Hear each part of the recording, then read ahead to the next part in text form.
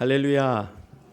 우리 주님의 놀라운 평화가 여러분의 심령과 가정과 일터 위에 흘러 넘치시기를 축복드립니다.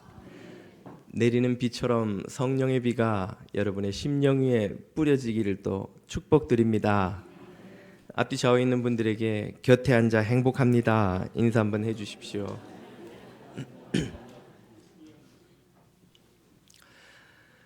오늘 설교는 한 아버지의 이야기를 들려드리는 것으로 시작할까 합니다. 정호연 씨는 어린 아들 다우미를 홀로 키우는 아버지입니다. 전처는 소설가의 길을 가기 위해 남편과 아들을 두고 이혼하고 프랑스로 떠났습니다. 그는 아들 하나를 자기 생명처럼 귀하게 여기며 애지중지 사랑으로 키웠는데 그 아들이 백혈병에 걸렸다는 청천벽력 같은 소식을 듣습니다. 골수 이식을 하지 않으면 얼마 살지 못한다는 가슴 아픈 검진 결과를 들었는데요. 우여곡절 끝에 간신히 일본에서 골수가 일치하는 기증자를 찾게 됩니다. 그러나 이번에는 그 골수 이식 수술에 드는 비용이 문제였습니다. 가난한 시인이었던 그는 그렇지 않아도 얼마 되지 않던 일감을 IMF를 거치며 다 잃어버리고 하루하루 생계를 겨우 이어가는 형편이었으니 목돈을 갑자기 수술비를 마련할 방법이 없었던 것이죠. 백방으로 노력해봐도 길이 없자 그는 안 되는 줄 알면서도 불법 장기 매매 업자를 찾아서 자신의 신장을 팔아 그 아들의 수술비를 마련하기로 작정합니다. 장기 신장 적출을 위해 신체 검사를 받다가 뜻밖의 자신도 말기암 환자로 온몸에 암세포가 퍼져 신장을 팔 수 없는 것은 물론 자신도 얼마 살지 못한다는 소식을 듣게 되지요. 그 와중에도 자신의 생명보다 아들의 안위가 더 중요했던 그는 암에 걸려도 팔 수 있는 장기가 있는지 물었고 각막은 상관없이 매매가 된다는 말을 듣자 자신의 한쪽 눈을 팔기로 결정하지요. 그렇게 하면 남은 한쪽도 점점 시력을 잃어 곧 시력 자체를 다 잃게 된다는 말을 들었지만 그는 아들을 살리지 못한다면 자신이 세상을 보는 것은 아무 의미가 없다고 여기고는 기어이 한쪽 눈의 각막을 팔고 그 돈으로 아들의 수술을 하게 됩니다. 다행스럽게도 수술이 잘 되어서 기증받은 척수가 아이의 몸에 적응을 하고 그 아이의 건강이 점점 회복됩니다. 기쁨도 잠시 경고대로 그의 남은 한쪽 눈의 시력이 점점 떨어져 가고 말기암의 고통으로 자신의 몸 하나도 가눌 수 없을 만큼 참 고통을 겪게 되자 결국 자신이 더 이상 아이를 양육할 수 없다는 가슴 아픈 현실을 인정하지 않을 수 없었습니다. 그는 자신에게 큰 상처를 주고 떠났던 프랑스에 있는 소설가로 성공한 전초에게 연락을 해서 간곡히 빌어서 그 아이를 양육해 준다는 약속을 받아냅니다.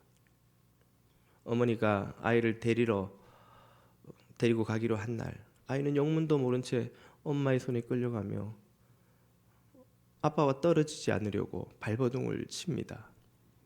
정호연 씨는 그런 아이를 보며 마음에도 없는 모진 말로 아이를 쫓아보냅니다. 너를 키우는 게 힘들고 지쳐서 더 감당할 수가 없으니 엄마를 따라 가버려. 프랑스에 가거든 20살이 되기 전까진 한국에 올 생각은 꿈도 꾸지 말아라. 아빠의 모진 말을 듣고 엉엉 울면서 어린 다우미는 엄마 손에 이끌려 한국을 떠납니다. 그 다음에 뒷모습을 보고 정호연 씨는 아이를 키우던 추억이 깃든 시골집으로 내려가 그 아이가 조각하던 나무 조각상을 끌어안고 아이를 그리워하며 조용히 생을 마감합니다. 이 가슴 아픈 이야기는 지난 2000년에 발간되어 공전의 히트를 기록했던 작가 소창인 씨의 책 가시고기의 줄거리입니다. 가난한 아빠 정호연은 그의 아들을 살리기 위해 그가 할 수 있는 모든 방법을 강구하지만 길이 없습니다. 그는 아들을 살리려 무정한 의사, 씻을 수 없는 상처를 준 전처, 그리고 심지어 불법 장기 매매 업자에게까지 빌고 또 빌며 호소하며 아이를 살릴 방법을 찾습니다. 그에게는 체면도 자존심도 죄책감도 문제가 아닙니다. 아들을 살릴 수만 있다면 제 생명이라도 기꺼이 내어주고 싶고 또 실제로 그는 그렇게 했습니다. 그의 이 절박하고 간절한 마음, 그런 마음을 묘사할 적절한 말이 있을지 생각해 보았습니다. 저는 예수님의 표현을 빌어 오늘 본문의 말씀, 바로 이 가난한 마음이야말로 정호연 씨의 마음이 아닌가 생각해 보았습니다.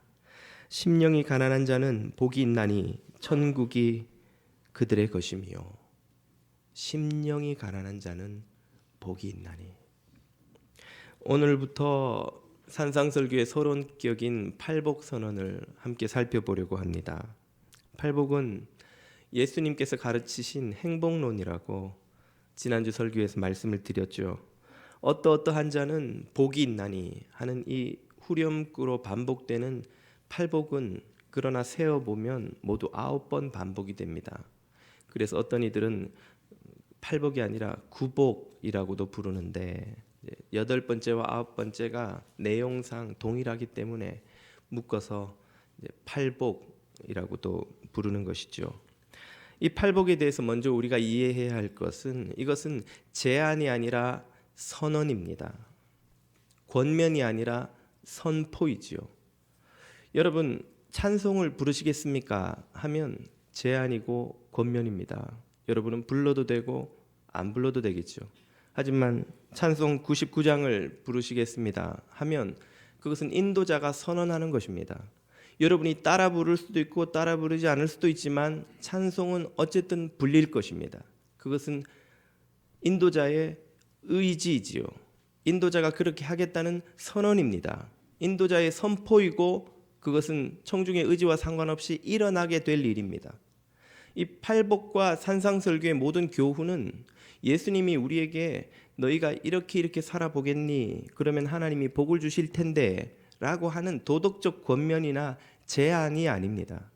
이것은 하나님의 권위로, 독생하신 하나님의 아들의 권위로 예수 그리스도께서 이런 삶을 사는 내 제자들이 있을 것이고 그런 제자들에게는 하나님이 예비하신 이런 복이 있을 것이다 라고 선언하신 거예요. 선포하신 거예요. 그것은 예수님의 의지입니다. 예수님의 뜻이에요. 예수님이 그렇게 하시겠다는 말입니다. 그러므로 팔복과 산상설교를 이해함에 있어서 예수님과 그분이 선포하신 하나님의 나라를 제외하고는 이해할 수가 없는 것입니다. 예수님이 없는 팔복, 하나님 나라의 이해가 없는 산상설교는 그저 이상적이고 실현 불가능한 고매한 수준의 높은 도덕적 권면과 윤리에 불과한 것입니다. 그러나 예수님께서 그것을 선포하신 이상, 하나님 나라의 삶의 윤리로 그것이 선포된 이상 그런 일이 일어날 것입니다. 그렇게 사는 제자들이 출현할 것이고 그런 이들에게 하나님 나라의 복이 예비될 것입니다. 그것이 산상설교의 의미입니다. 오늘 저와 여러분이 예수 그리스도를 쫓는 제자인 이상 우리의 삶에서도 예수님의 이 선언이 이루어지게 될 줄로 믿습니다. 예수님은 하나님 나라의 백성이 하나님 나라의 삶을 살아갈 때 이런 일이 일어날 것이고, 이런 일에는 이런 복이 있을 것이고, 이것이야말로 진정한 행복이라고 우리에게 선언해 알려주신 것이죠. 예수님이 선포하신 첫 번째 하나님 나라의 삶의 방식은 무엇입니까? 바로 심령의 가난입니다. 심령의 가난. 심령이 가난한 자는 이라고 그 첫 문장을 시작하시죠. 심령의 가난이 무슨 상태를 의미하는 것입니까? 이 표현에서 가난이라는 단어에 주목한 사람들은 심령이 가난하다는 것을 자발적인 청빈 상태로 설명을 했습니다. 중세 아버지로부터 큰 유산을 물려받았지만 가난한 자들에게 모두 나눠주고 청빈한 수도자의 삶을 시작했던 프란체스코 수도사나, 혹은 지난주에 제가 소개드렸던 큰 갑부집 장남이었지만 모든 특권과 부를 빈자들에게 나눠주고 참 섬김의 삶, 전도의 삶을 살았던 최춘선 노인의 경우처럼 이렇게 스스로 선택한 자발적인 청빈, 이야말로 심령의 가난이다라고 해석하는 이들이 많았습니다.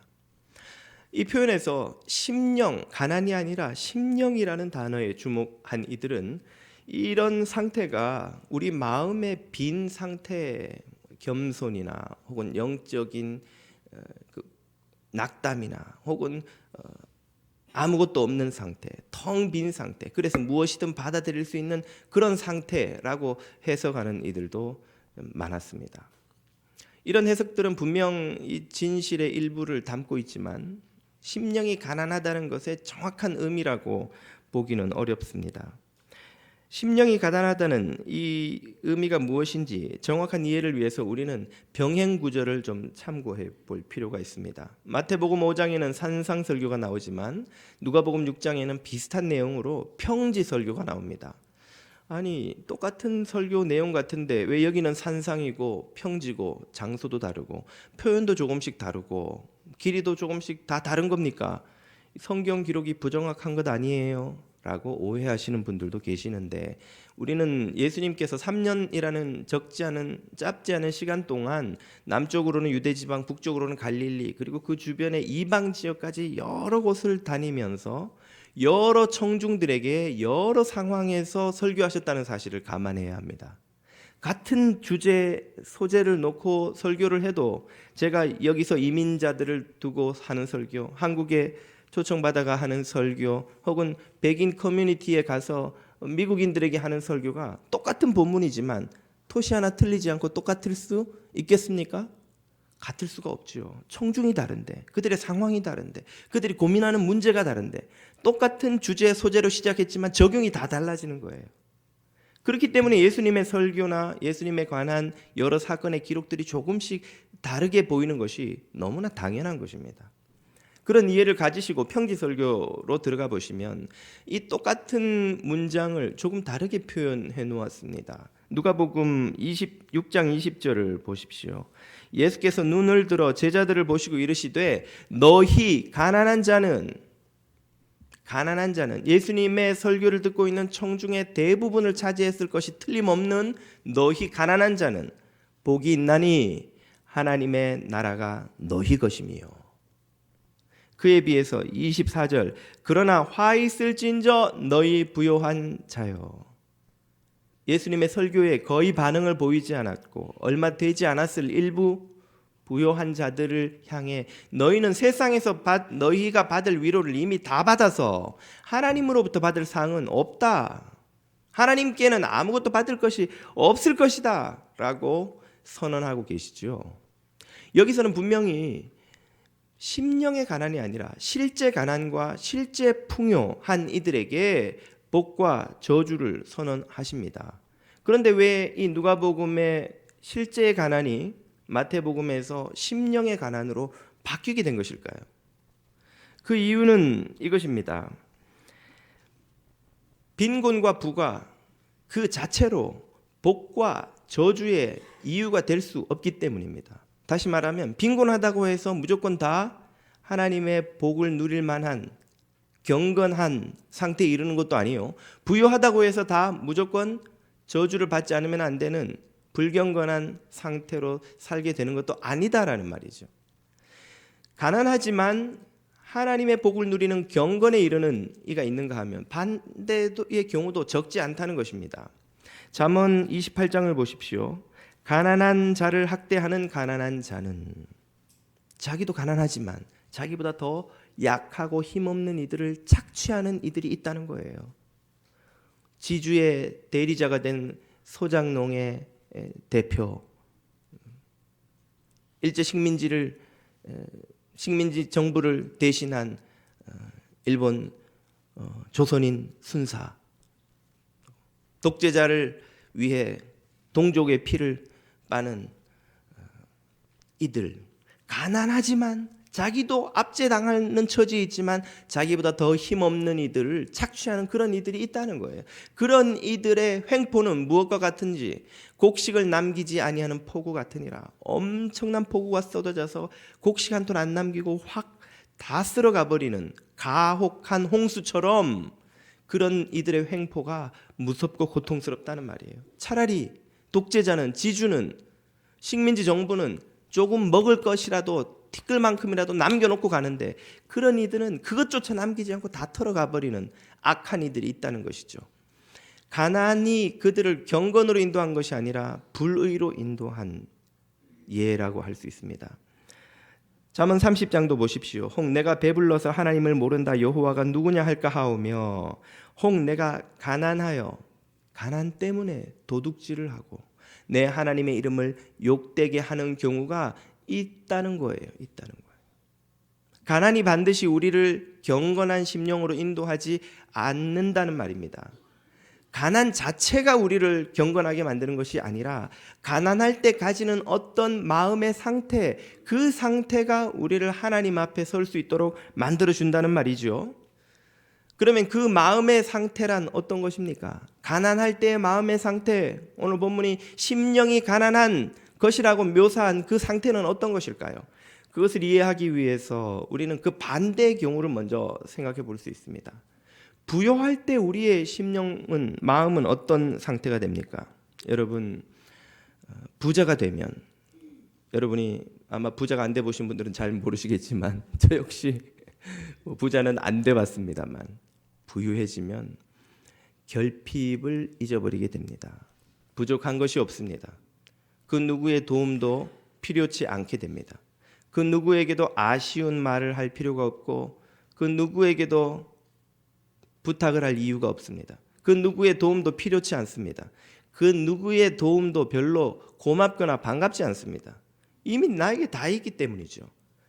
누가 무슨 선물을 가지고 와도 내게 있는 것을 그저 하나 더 갖다 놓을 뿐, 이미 내게 있는 것만도 차고 넘쳐서 다 쓰지도 못하고 죽을 판에 남들이 갖다 주는 것이 필요치도 않고, 그러므로 그런 이들은 남에게 신세 지는 것만큼 죽기보다 싫은 일이 없습니다. 신세 지는 심정, 빚졌다는 심정 자체가 불쾌한 거예요. 왜? 나 스스로에게 이미 넘치도록 있으니까. 자기에게 만족합니다. 자기를 신뢰합니다. 자기에게 자긍심을 가집니다. 이런 상태, 이런 영적 상태에 대해서 계시록 3장이 이렇게 말하지요. 네가 말하기를 나는 부자라 부요하여 부족한 것이 없다 하나, 많은 부요한 이들이 이런 마음의 상태를 갖고 살아갑니다. 부족한 게 없어요. 돈도, 지위도, 명성도, 권력도, 인기도, 사랑도, 사람도, 내가 원하기만 하면 무엇이든지 내 손에 들어옵니다. 아니, 이미 다 들어와 있습니다. 더 구할 필요도 없는 거예요. 태어나 보니까 아버지가 재버리고 금수저를 물고 다이아몬드 수저를 물고 태어났어요. 부족한 게 뭔지를 몰라요. 할아버지가 6.25 때 배가 고파서 고생한 이야기, 나무 뿌리 캐먹은 이야기를 해도 이해가 안 되는 거예요. 할아버지 라면 끓여 먹지 왜 굶었어요? 그러면 빵 드시지 왜 굶었어요? 밥 없으면. 가난이, 결핍이, 부족함이 뭔지를 알 수가 없는 거예요.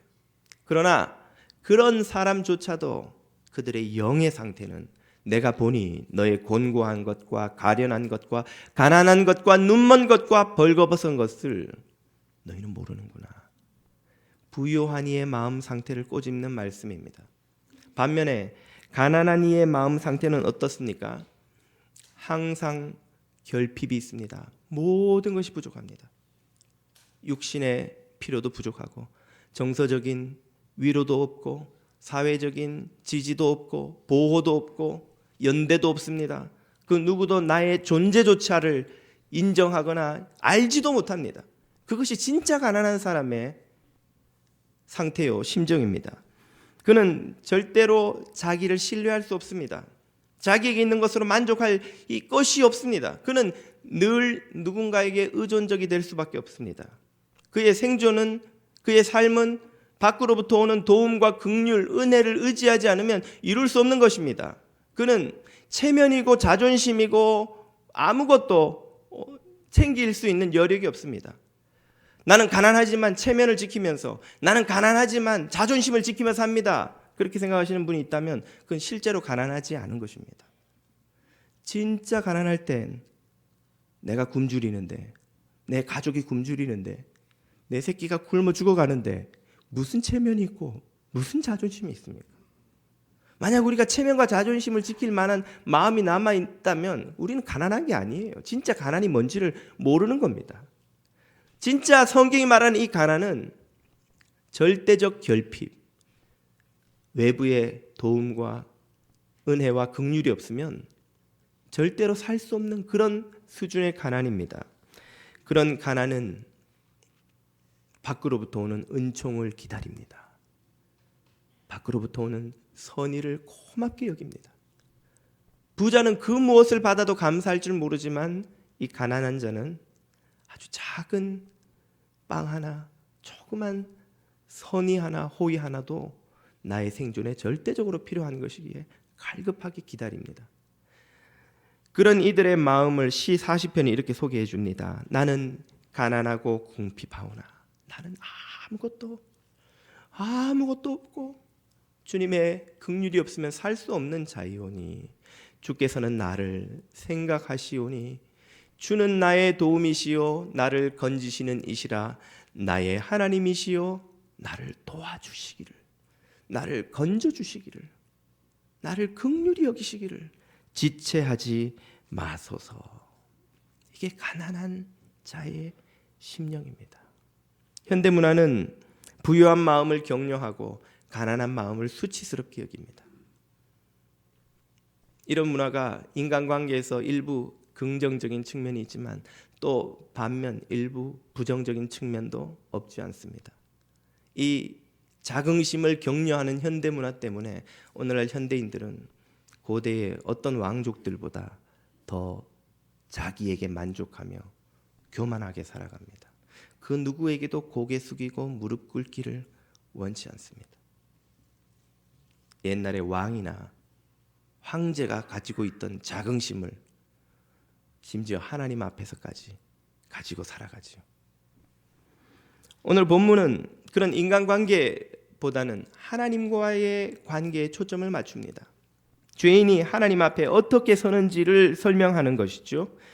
부유한 이는, 심령이 부유한 이는 하나님 앞에서도 자신에 대한 긍지, 자기 만족, 자기 신뢰를 내려놓지 못합니다. 하나님의 도움을 절박하게 요구할 이유도 없지만 하나님의 도움이 자신에게 필요하다고도 생각하지 못합니다. 자기 삶으로 만족하니까요. 이미 부유해서 부족함이 없어서 모든 사람들이 나에게 고개 숙이고 나에게 도움을 요청하고 베풀면 베풀었지 도움 받아본 적이 없는 이로서는 하나님에게 내가 무슨 도움을 받아야 할지도 이해하지 못합니다.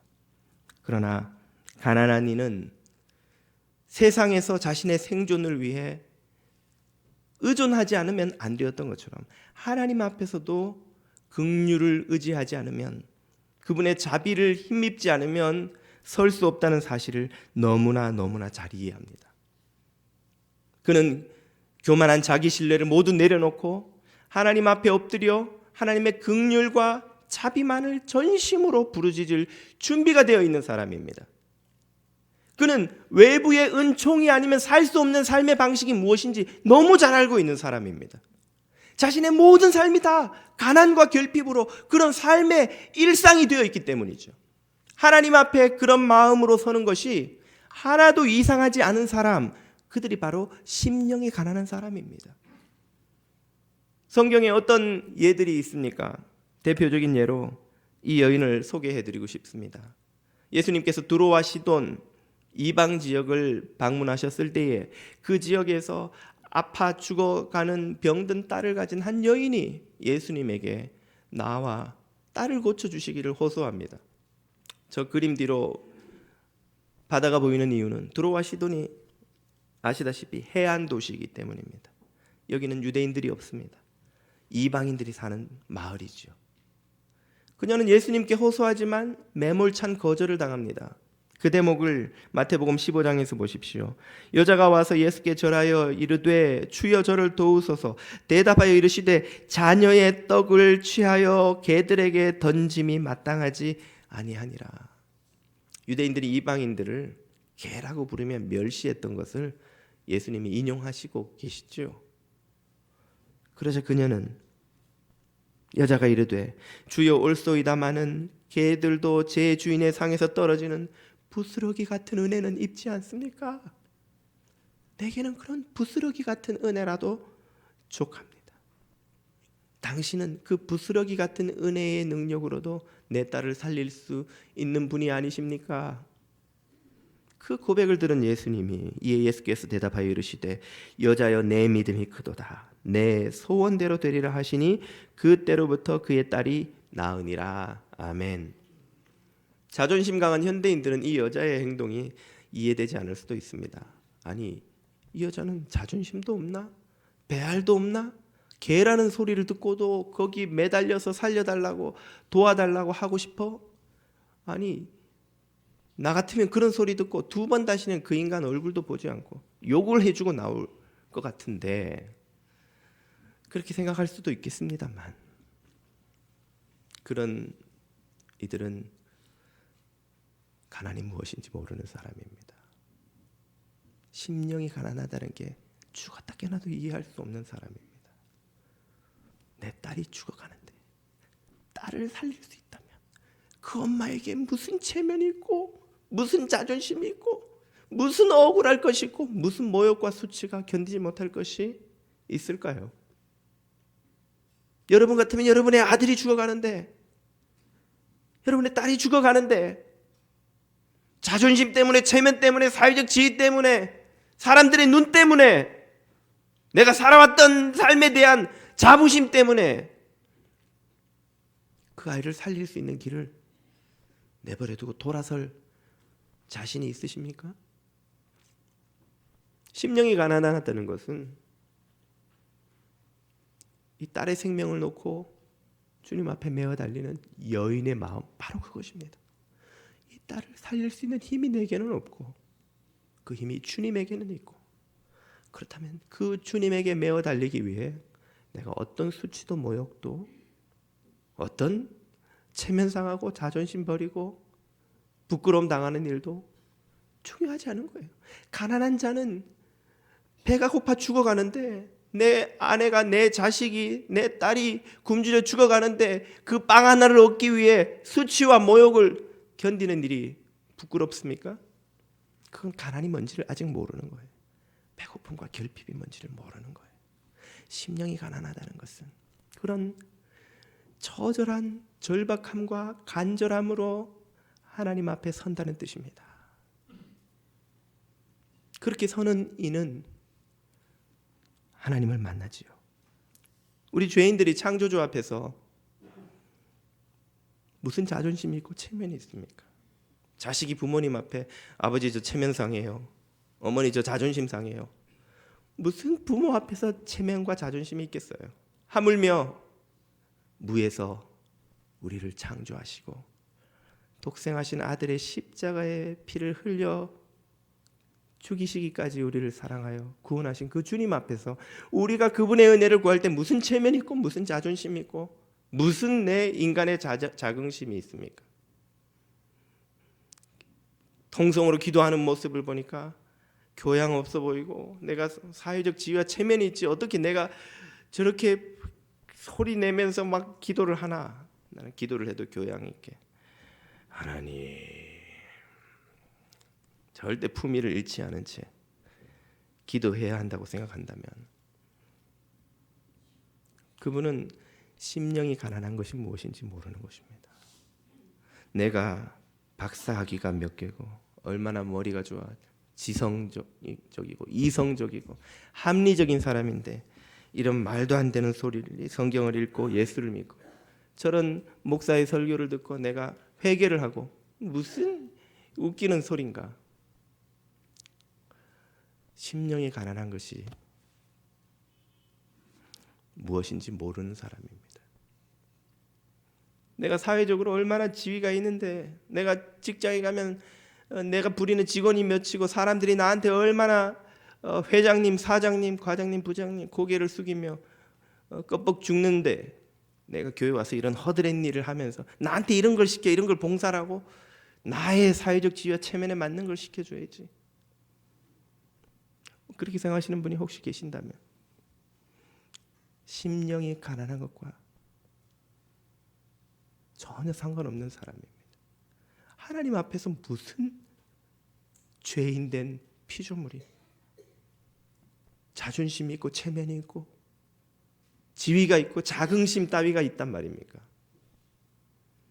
우리가 부요할수록 세상에서 누리는 게 많을수록 이렇게 심령이 가난해지기가 너무나 어렵습니다. 그래서 예수님은 부자가 천국에 들어가는 것이 낙타가 바늘구멍을 통과하는 것보다 더 어렵다고 말씀하신 것이죠.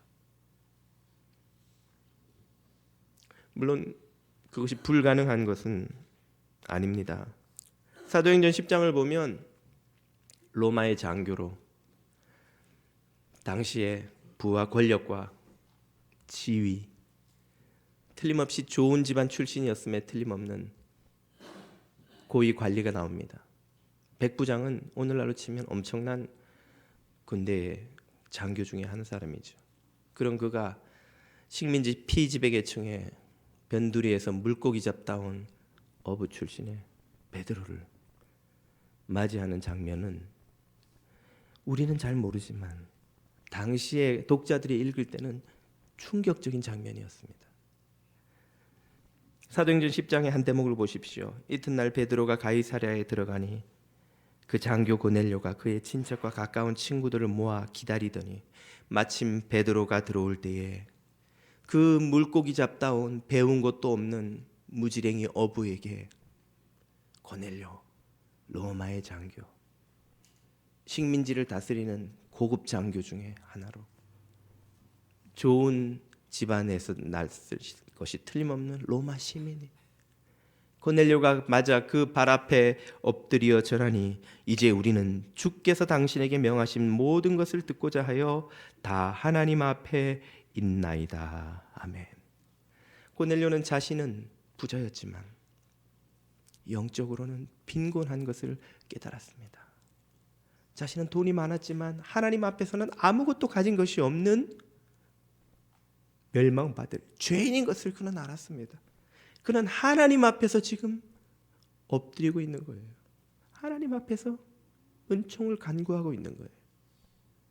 그는 부자였지만 가난한 심령이 무엇인지를 우리에게 보여준 사람이지요. 그런 심령이 가난한 이들이 예비된 받을 복이 무엇입니까? 바로 천국이 그들의 것이며. 아멘.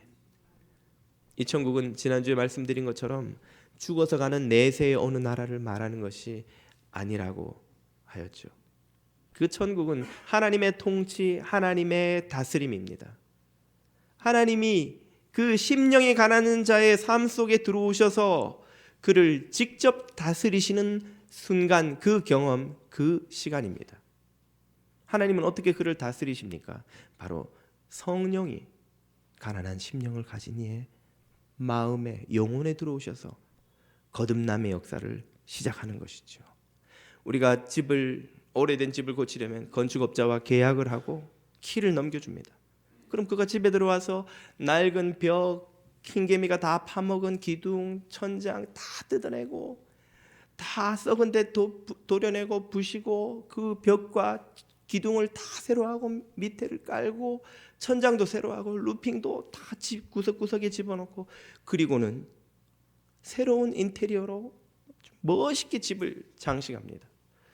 끝났다고 키를 넘겨줘서 들어가 보니 이 60년 70년 된 집이 새 집이 된 거예요. 아니 내가 살던 집이 아닌 거예요. 완전히 다른 집인 거예요. 그런 영혼의 공사를 성령님께서 우리 안에 들어오셔서 시작하시는 거예요.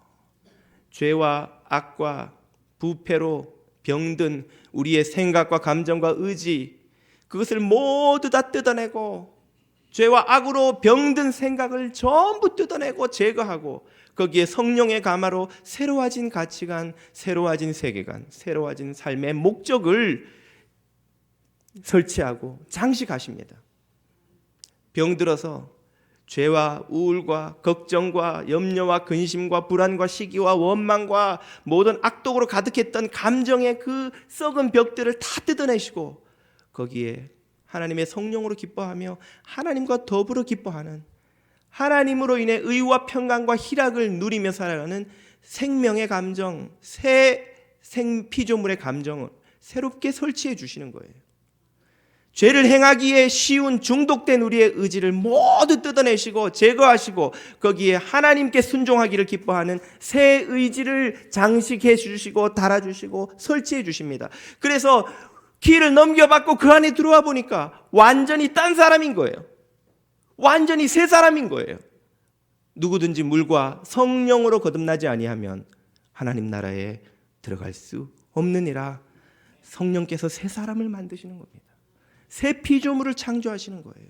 그런 구원의 역사가 시작되기 위해 하나님께서 기대하시는 것, 예수님께서 우리 안에서 이루시는 일이 무엇입니까? 바로 우리의 심령이 가난하여져서 그 하나님 앞에 전심으로 무릎 꿇는 것, 엎드리는 것, 그분의 은총만 메어 달리고 그분의 은총에 온 몸과 마음을 다하여 간구하는 겸손하고 가난한 심령인 줄로 믿습니다. 바로 이것이 예수님께서 우리에게 알려주신 천국의 복입니다. 심령이 가난한 자는 복이 있나니 천국이 저희 것이며, 오늘 이 가난한 심령이 여러분에게 있는지요? 천국의 복이 여러분에게 임해 있는지요? 우리 주 예수 그리스도의 구원의 역사로, 성령님의 중생의 역사로 가난한 심령으로 천국의 복을 누리시는 주님의 아들 딸들 다 되시기를 축복드립니다. 기도드리겠습니다. 사랑과 은혜의 아버지 하나님, 가난한 심령으로 하나님 앞으로 나아가 오직 성령님만 모시고 거듭남을 경험하며 천국을 누리는 성도들이 다 되게 하여 주옵소서. 예수님의 이름으로 기도드립니다. 아멘.